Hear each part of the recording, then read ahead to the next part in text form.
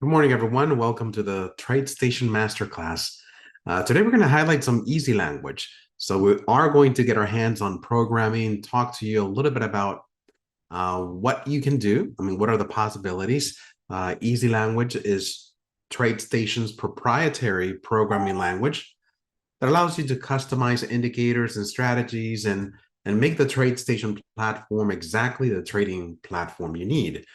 Today, we're going to talk about something really interesting, which is getting indicator data right in the chart analysis status line with the easy language. You know, from the title, it may be difficult to know exactly what I'm talking about. I was really struggling, to find the right title so that everyone would know what we were going to talk about today. However, I'll make sure that I go through all the details to make sure that everyone understands what the topic is all about. Before we get started, the usual introductions and disclosures. My name is Jesus Nava. I'm the Director of Client Training and Education for TradeStation Securities. Always a pleasure to be here talking about the TradeStation technology. And during our presentation, we are going to mention symbols. I want everyone to be aware that these are not recommendations of TradeStation. All examples are done for educational purposes. Online trading is not active for everyone. I mean, it's not um, online trading is not suitable for everyone. And if we're going to be looking at the strategy performance report, I just want everyone to be aware that what you see that happened historically is no indication or guarantee that will happen going forward. For additional information on these disclosures, go to www.tradestation.com/. Important dash information. That's the link if anybody needs additional information on these disclosures. Let me go ahead and share with you guys the content of today's presentation. Let me see if this works. It's just a short PDF with some notes about what is it that we're going to do here in class. First, let's identify what the status line is. The status line is located at the top of each chart and subgraph. So when you look at a chart, let me go over here to my TradeStation platform. This is the status line up here. It has all this information about the security, what the last traded price was, any volume information, high, open, low, and close. If you add any studies to this chart, let's say that we want to add, let's see, DMI. So we add the DMI at the bottom, there's also a status line right here that goes above the study. And if the study were to be applied on the candlesticks, this information that you see down here would be added right here on the very top. So that's the status line on the TradeStation charting. As we said before, it's there so that you can get information on the symbol, the studies, the strategies that are applied to the chart. For symbols, it's going to give you quote fields. For study and strategies, it's going to give you information on the inputs and some of the plotted values. So if I go over here to my chart, for this study, for example, for the DMI, we see the inputs right here inside parentheses, 14 and 25. And then we see the three plotted values that correspond to each one of the lines on the DMI. So that's how the status line data breaks it down. Okay, so study plot statements, we already talked about that. They're also shown in the status line. And in order for you to see the status line, there's on the style tab of when you customize the indicator, you're going to have the ability to hide or show these plots. I'm not sure if you were aware of this, but if you wanted to hide that information, I can double click on one study, go to the style tab, and you'll find checkboxes here that says display plot values in status line, data tip, and data window. So if I uncheck that and I click OK, you can see that it'll go away for each. You have to do that for each one of the plots. You can see that the one we removed was a red plot. So let me go back in there and turn it back on. So just click on each one of the plots if that's information that you want to disable. By default, it's turned on for everything. Okay, let me go back here to my PowerPoint. So for alert messaging is great because it displays alert modes for a lot of indicators. for the most part, indicators in TradeStation are turned off in terms of alerting. So you have to go in there and manually turn the alert on if you wanted to get notification of something happening. But a lot of times, we want to know what the most recent triggered alert was. Was it bearish? Was it bullish? I mean, what mode are we in at the moment? So a lot of that information, it's information that you can plot on the status line, so you get a little bit more understanding of what the indicator is trying to tell you. Here's an example. This is a piece of code. Notice that it references the MAC diff. So this is an excerpt from the MACD indicator. If it crosses over 0, then begin. And notice that plot 10 has the word bullish alert inside quotations. So it's not only getting a pop-up message or a sound triggered whenever an alert is generated. You also want to get a visual on text that tells you whether the alert is bullish or bearish. This is exactly what this syntax is doing, is plotting an actual word or a couple words that say bullish alert, and it just becomes very clear what the alert is on that indicator. Another example, before I jump over here to the TradeStation platform and we modify some indicators so that you know how cool this feature is when you have multiple plot values, it's great to add a sort of a label. For example, when we see the MAC diff, a lot of times, yeah, we can kind of tie the dots together and say, well, if my plot is in the color red, as an example, if the plot is red, then I can kind of link it to the red line that I see on my indicator and know what value it is. But a lot of times, adding these labels just makes everything so much clearer. And I'll give you an example. I don't have any more text in this PowerPoint, and the PDF link is right there on inside the chat. But if we go back here to the indicator that we were pointing out, you can see that the plot numbers or the plot values that you see here on the status line do not have labels. So when I was saying that you can kind of, create a link here between the colors, yeah, it's absolutely correct. So the 6.15 that you see here in cyan relates to, the cyan plot that's right here at the bottom, and you see how it matches the number here on the right scale. So the same for the red, 33.66. It matches the value right here, and the yellow, of course, you can see how it matches. So what we're talking about is creating these labels here so that it's a little bit more direct. So you don't have to, establish this color relationship that tells you what the plot number is. So let me show you a couple things that we can do. The plots here are ADX, which is the yellow line, DMI plus, which is cyan, and DMI minus, which is the red. I'm going to right click on this indicator and show you very quickly how we can add those labels. Let me right click on the indicator plot. Doesn't matter which one you right click on. I right clicked on the yellow just as an example, and I'm going to go to edit Easylanguage for DMI. This opens up the editor. Okay, let me hide my dictionary here on the right. I don't need it. And this is the code for the DMI. You can see that it has a function, and I see the plot statements right here. So if you wanted to plot these labels on the status line, it's something very simple to do. And what I'm going to do here with the plot numbers is change them a little bit, because if you this is something that you'll have to remember. The plot statements that show up in the status line are going to appear in the order in which the plot statements are listed in your code. So the reason why we have the DMI plus first is because that's plot number 1. So if we want to interject labels in between so that it makes it more clear about which value is what, then we need to rearrange the plot numbers. It doesn't really matter as long as we have them in the right order and we have label with value, label with value, label with value. This DMI indicator doesn't have any more plots. And what I'm going to do with this indicator, I'm going to rename it before I make any modifications. And this is something that we always recommend you do if you want to customize your studies in TradeStation.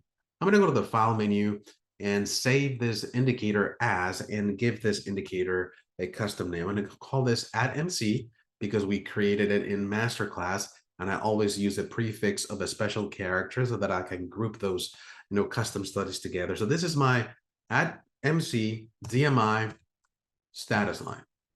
Okay. But I know that this indicator, sends information to the status line. I'm going to click OK. And this is what I'm going to do. I'm going to make plot number 1. I'm going to make it plot number 2. Plot number 2, I'm going to make it plot number 4. And plot number 3, I'm going to make it plot number 6. Just because I want to add a plot 1 right here above plot 2. And what I'm going to be plotting is exactly the text label that I want to have appear in the status line. And this is going to be DMI plus, because that's the next plot. Remember that we talked about a specific order. So plot number 1 is DMI plus. I'm going to add a little bit of space, maybe 1 space is enough. And then I'm going to close the quotation. And I'm going to add I don't need a label, but if I wanted to modify the text color differently, I can add a label and say, this is my DMI plus text. Okay, that's just the label. And that's my plot statement right there. Okay, let me go ahead and repeat this. Just going to copy the statement and put it down here between plot 2 and plot 4. And I'm going to make this plot number 3. This will be DMI minus. That's the difference right there. And I'm going to do that again right here between 4 and 6 and change this to plot number 5. And this will not be DMI. This is actually ADX. So ADX. And this is ADX. So you all follow me? So I created a new order of plot statements so that I can have a label, the value, label, value, label, value. And you can do this with any indicator inside of TradeStation just to give it a little bit more clarity. So let's go ahead and verify this. Okay, no errors. And let me look at the indicator on the chart. So maybe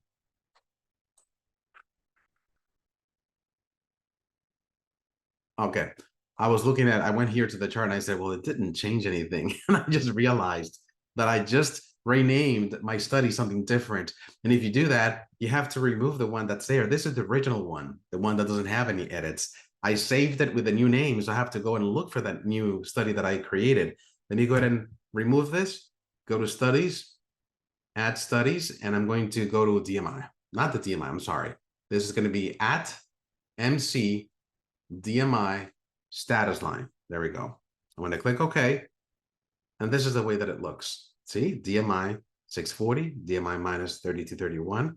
You can see the colors are all over the place. So I didn't really change the colors. And that's why we have this kind of a circus here, because TradeStation just selects the next color by default. So let's go ahead and make these a little bit more standard. I'm going to go ahead and double click on the study. And I'm going to go to the color here. So for the plus, I'm going to make these both cyan. So, and for the minus, let's make them red. Both of them red. And for the ADX text, that was yellow by default. So let me make that yellow. There we go. And since I'm making the changes here in the front end, you can also click the default, which will send those edits over to the original indicators that if you use it again, it'll have the colors that we just specified. So I'm going to click on default. Notice that it asks you, do you want to change the default colors for this study? I'm going to say yes. And then I'm going to click OK. So now it's a little bit the way that it comes, by default. Now I have the DMI plus as a cyan color, DMI minus as a red, and ADX as a yellow, but we were able to add these text labels on the status line just to make things a little bit more clear. And this is true for any type of study. Let me go ahead and show you another example. I'm going to go to studies, add studies, and I'm going to add something simple like a moving average to line. All right, here we go. Let me remove the DMI for a moment so that we don't get distracted. Okay. So this is the moving average two line. When you look at a study like this very quickly and you say, okay, I'm looking at the two lines, is it bullish or bearish? I mean, if the fast is above the slow, we say that that's bullish, right? But if the fast is below the fast is below the slow, we say that that's bearish. Now, when it comes to these lines that are very close to each other, one is a 9 period, the other is an 18 period. Sometimes it may not be very visible to you, you know. Of course, if you sit there for a while and you say, well, the cyan line is the one that is closest to the candles, so I'm going to say this is the faster moving average. But a lot of times, it's not as clear as it is right here. So I'm going to create a text label conditionally that'll appear up here that will tell me if the mode of the moving averages is bullish or bearish. Okay. Again, I don't have labels for each one of these plots that I can add as well. Let me right click on this study and go to edit easy language. So let me fix this a little bit. Not fix, but enhance, we're not fixing anything. We're just making studies that come built into the TradeStation platform a little bit better. But sorry if I look the other way. I just have two cameras right here. And sometimes I kind of, look at the main one, but I had to pull up another camera because my main one wasn't working. So let me go ahead and this is the indicator for moving averages. Let me save it as a different one. So file, save as, and this will be, let's leave the same name, at MC, moving average two lines, status line. Now this is, of course, is getting pretty lengthy in terms of name. I probably not have a study with a name this long, but I'm just going to keep it that way, just so that it's very clear what study that we modify. I'm going to click OK. And a lot of times, when I look at studies like this, I tend to remove a lot of the things that I never use. For example, the tooltip functionality, when you look at the inputs and you see the word tooltip in here, this is something new that was added to the Easylanguage environment. And what it does is that it allows you to see additional information on inputs, specifically what's included in the quotations. Let me show you this in TradeStation. You know exactly what is it that I'm removing. Let me go ahead and double click on the moving averages and go to the inputs. So whenever I hover over fast price, this little box that shows up, it's called the tooltips. And it just tells you what type of value is this input expecting. So it does provide you a little bit of help about what the study is all about. But if it's a study that I do know how it works, I may not need this additional tooltips functionality. And what happens in the Easylanguage code when you use this tooltip functionality is that it expands your inputs declaration block too much. So this is what I do. I remove everything that is a tooltip functionality, and I condense my input declaration. This is optional. You don't have to do this. I do this because I don't like all this text on my easy language. So here we go. So we have the inputs here. In fact, I can also continue to condense this by listing my inputs in just one line. They don't need to be stacked like that. Same for my variables. They don't need to be stacked. I have my two moving averages in here. Notice that I have my plot statements in here. Okay. The plot statements are inside of an if-then because it uses displays, which we really don't use, or I don't use for moving averages. It just gives you the ability to move moving averages forward or backward on your chart based on the value you provide the displays.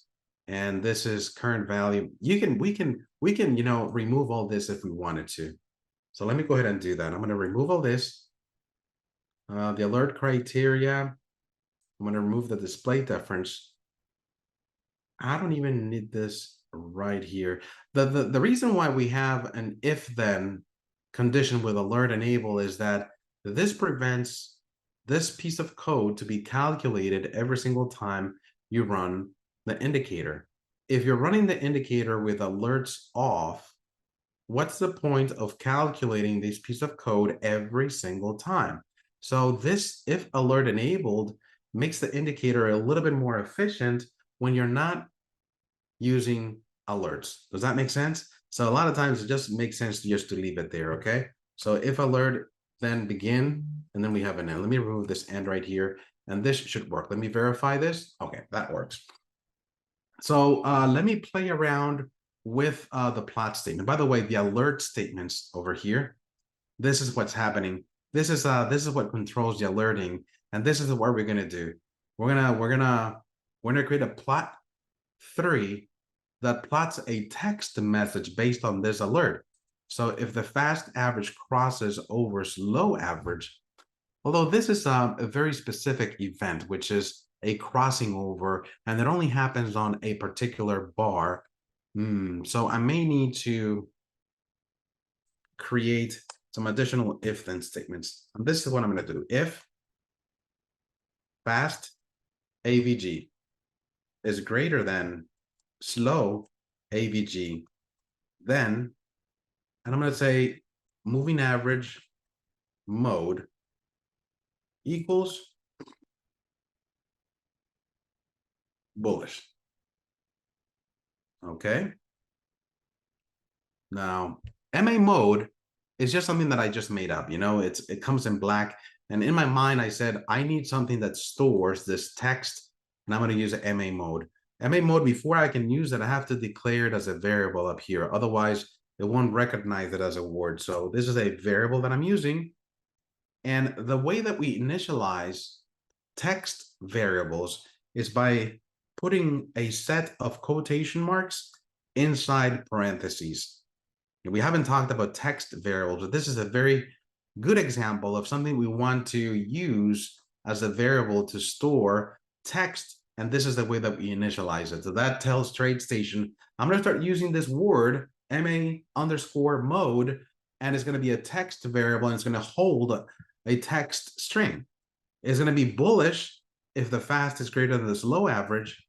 Well, let me go ahead and copy this line and then paste it again, because if it's lower, then my word here is going to be bearish. And all I need to do is then create another plot statements. I'm going to do plot 3, open up parentheses, and in this particular case, I'm going to plot MA mode. So very interesting. In our prior example, if you go over here to our prior indicator, when we plotted, you know, the label, we went right into plotting the text, and we just provided the quotations and the DMI plus, and the text appeared just as we put it in there. But in this other example, notice that we don't need the quotations because what we're using is a text variable, and this is holding the text already. So when you create the plot statement, you just have to reference the variable, and it'll just plot the text string that has been assigned to it. So plot 3 is going to be MA mode. We can label this as MA mode, and then close parentheses. Always don't forget the semicolon at the very end of the statement. Let me verify this one more time. All right. I'm going to see what this looks like. I'm going to go over here to my chart. Let me cancel out of that, remove the original moving averages. I'm going to go to studies, add studies. Moving average 2 lines, but this is the one that I renamed at MC moving average 2 lines status line right here. I put it on. It's exactly the same study, but now up here, take a look. Now, in addition to having the 2 values for the 2 moving averages, I see a word here that says bearish. And it's bearish considering, you know, that the S&P E-mini futures, that's the security that is loaded right here on my screen. It's going down in a 5-minute chart. So the mode is bearish. If we want to look at something else, let me switch to Apple. Apple, it's bearish too. Let's do Bank of America, Verizon. So all these symbols are bearish. Anything bullish? Anything that you guys are tracking that is bullish? Now let's go to a daily chart instead. Okay, if you go to a daily time frame, here's a daily time frame of Tesla. And now you can see how the fast is above and it's bullish over here. Now you probably noticed that it's the same color, and that's a color that can also be changed conditionally. So you can make it cyan or maybe different colors in the plots. You can make it maybe I'm sorry, you can make it blue if it's bullish, or red if it's bearish, right? So that's something that I can add here. Let me go back to my code. Okay, so if fast average is greater than slow average, I'm just going to create an if then begin so that I can have multiple actions. I'm going to just add the word begin here and then add the multiple actions. So first is assigning the text. Then I'm going to say set plot color. This is the reserved word that is going to change the color of the plot based on a condition. And if my fast average is above the slow, I want the color to be blue. So I need to specify the plot number and then the color. All right, and I'm going to do the same thing for this other one. Just add the word begin. If you add a word begin, just make sure that you add the word end at the very end. So if I'm bearish, I'm going to set plot color of plot, not plot number one. I'm sorry, this is not plot number one. I'm doing it on plot number 3. Everybody sees plot 3 number here? So let me correct this. It's not plot number 1. It's plot number 3. And this will be red. And then end with an end right here at the very end of this if-then block statement. Let's verify this. All right. And then if I go back to my chart, I can see that happening right here in real time. You can see that when it's bullish, it's blue. If I go to a 5-minute chart on Tesla, still bullish. Okay, you can see that a 10-minute chart of Tesla is bearish, and you can see how the color changed here on the plot statement.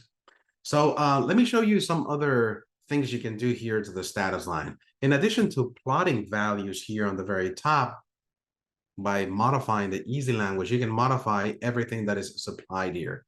Let me go I'm going to double click on the background of the chart. That is the way that you access this menu for the status line. And this will allow you to remove or add the data to the status line.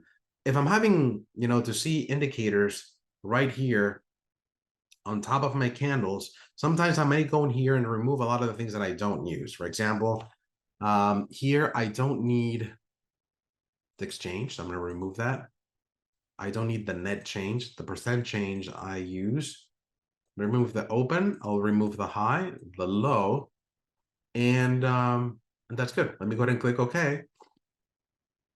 So it kind of reduces, the length of my status line. A lot of times, if you're working with multiple charts, this will become very handy because you're condensing, what's available here. The thing is that the name of my study is so long that it's taking up, that whole chunk of my status line, but that's okay. I don't think the only option you have when you modify is removing the whole studies and strategies. Now, if I remove that, I don't get any plot statements up here, the ones that I created custom. So I probably don't want to do that. So let me go ahead and double click here. So it's either all or none, which is kind of sucks because I would have liked to at least, remove some of the inputs here, but I can't. So let's see what other things can you do here. In addition to using the values of the study itself, you can be creative and start plotting information up there. Yes, Eric, we can use a short name. Short names is a feature that you can set on radar screen. So radar screen does allow you to switch from a long name to a short name. But in charting, all you're left to do is to modify the name of this. So if I really wanted to shorten the name, I would have to go into my development environment and save it under a different name so that it's shorter. That's the only option. So instead of using MOV AVG, I probably reduce that to MA. I probably don't need 2 lines, and I don't need so you start thinking about naming your indicators considering that sometimes if you have a long name, it'll just take up a lot of space. In addition, I was going to say, in addition to plotting things that are related to the moving average, you can use that space and any study to plot any value that you want. So let me go over here and open up some space on this indicator itself. And I'm going to do a plot for. Let me show you something pretty cool. If I want to bring in, let's say, for example, an ATR calculation right here on my screen without having to add the ATR study. If you go back to TradeStation here and you add an ATR study, it takes up a whole bunch of space right there at the bottom of your screen. There it goes, just to get a calculated value of the ATR. But if I don't need this, let me just leave it there for a moment. I'm going to try to get this value of 1.85 right up here inside of my status line. All I need to do is modify the code of any study that I want the ATR to be on. In this case, I want to look at the ATR when I'm looking at moving averages. Plot number 4 here is going to be, let me think about this. I'm going to open up a text label. First, I'm going to plot ATR. I'm going to do a colon so that I have a colon in between the label and the value. Close the quotations. And then I have to plot an ATR. But the thing about plotting the ATR value is that it's a number. And when it comes to plotting text, like I'm doing right now, I'm plotting the text ATR colon space. It cannot combine text with a number. So let me go ahead and give you a demonstration. Let me go ahead and type in AVG true range. That is the name of the function for the ATR calculation. And all I need to do is provide how many periods for the average true range. I believe the default is 14. I'm going to use the same, 14. And then let's add a comma here and add a text label. Let's see if I can do this, ATR. And I add a semicolon at the very end. If I try to verify all this, what will happen is that notice that it highlights average true range automatically, and it tells you plot name expected here. So since it's right after the comma, it's assuming that average true range is the text label. I mean, the label right here, the one that I added right here at the very end. So I cannot separate this with a comma. Let's see if I add a plus so that it tags along the value of the ATR. Let's verify this. Again, it tells you operation not supported for these data types. Again, because I'm trying to mix a number with a text here. I do need the plus, and this is a great way for you to tag on different pieces together. So you have a text label and you're adding a value. You need to turn that value into a text string. How do we do that? Using this very handy word called num to string. Num to string, this is a reserved word. Notice how it comes up in blue. It has a particular purpose. It takes whatever number inside parentheses and turns it into a text string. So what is it that I'm going to turn into a number? Well, average true range, the average true range calculation. That's all that I need to do. Let me see if this works now. Let me go ahead and verify. And it says here, comma, expected here. See, do I need that? Do I need this? Yes. Okay, so it does need a comma. Num to string you do have to specify how many decimal places you want the number to have. In an average true range calculation, 2 decimal places are okay. So I'm going to add a comma 2 right after the value that I want to turn into a text. And then I'm going to verify one more time. And here we go. So I had forgotten that I needed to specify how many decimal places I needed. So if I go back to my TradeStation, let me close this out. Here we go. Do you see the ATR value up here? It says 187. It matches exactly the 187 here in my ATR study. So now I don't need this big indicator taking up all that real estate in my chart. I can just have my same moving average to line indicator, and that has an ATR calculation built into it. So if I change this to a daily chart, notice that it's bullish, and the ATR for Tesla is $11 in the past 14 days. Pretty cool, huh? So not only ATR, I mean, you're open to adding any value calculation up here to the status line. So rather than having all these indicators taking up space in your chart, and if you're only interested in the current value, you can probably just plot it up here. It also helps you set some profit targets and stop loss. If you want to do like 2 or 3 times your ATR, you can tell the status line to plot what the calculated value would be. For example, right now, Tesla is trading at $264. If you want to set a stop based on 2 or 3 times the ATR value, all you need to do is do another plot statement and say plot number 5. This will be my stop. Notice that this is a label. I'm just creating this label so that I know that this is my stop price. So stop, maybe I want to be a little bit more specific. This is my stop price. And the stop price, I'm just going to add, in this case, I want to use this. So let me put it in here. But I want to use this function. Okay, this is what I want to do. Let me put this inside average to range because I want the close minus the average to range times 2. Let me put this inside parentheses.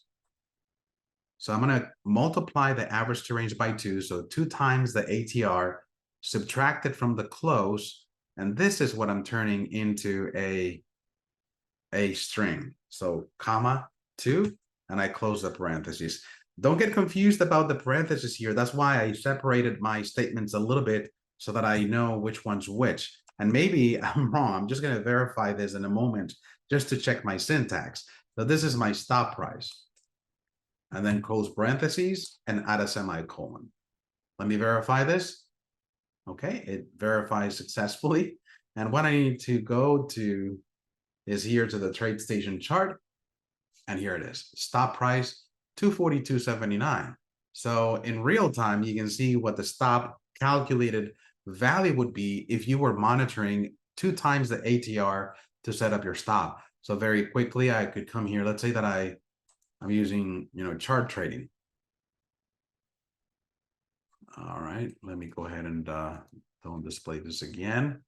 Let me buy, 100 shares of Tesla at market. Order filled. So I have my position here. I got filled at 264.86. And if I wanted to sell, hold down the Alt key and bring down my cursor to what is my stop price? 242.73. I can do something exact or approximate. And there we go. That's our stop price at 242.73. Of course, the value continues to update in real time, but this helps me have a direct calculation on what my stop would be if I'm monitoring 2 ATRs for my stop. Let's see. Mike is asking, could we have, say, a whole moving average be one color and a downtrend, and maybe the moving average itself change colors if and when it turns up with the trend? Yes, you could. Yes, you can do that. A lot of times, when we get questions in Easylanguage, it's funny because we think about it a little bit, and most of the things that you want to do are things that you can do on Easylanguage. So, let's see.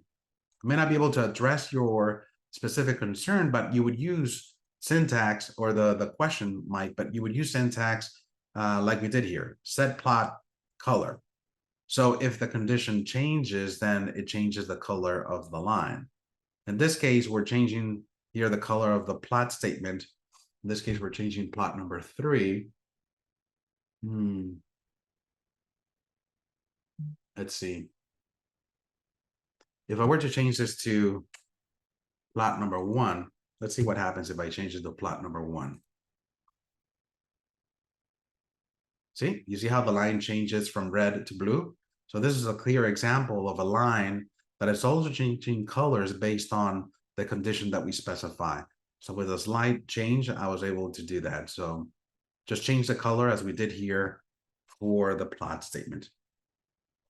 All right, that's the information that I had for you guys. Are there any questions on what we saw today? And I just wanted to also say that if this is your first time that you attend a master class, I know that sometimes easy language is a little bit overwhelming, but the intention here is not to scare you off. It's just to give you information on what are the possibilities with TradeStation. We we pride ourselves in providing a platform that can be fully customized.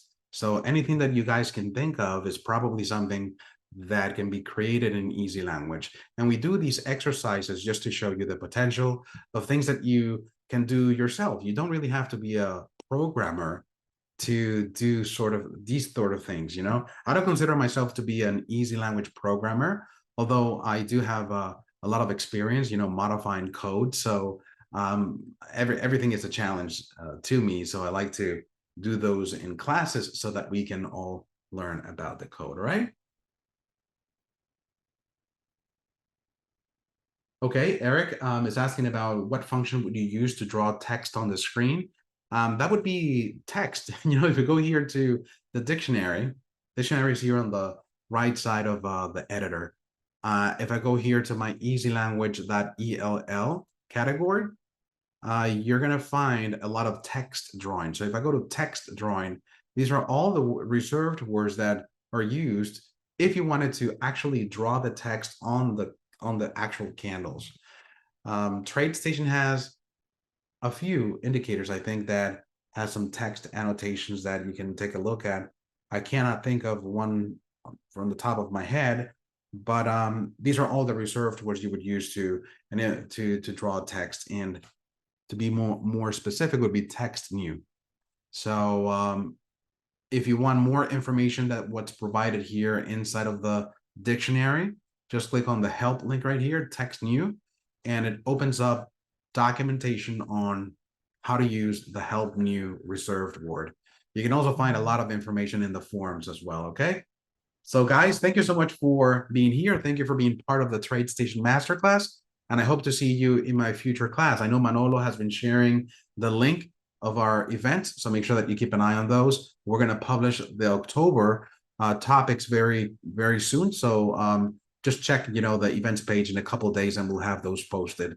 Thank you so much. Have a wonderful afternoon. It's great having you, and I'll see you next time. Goodbye.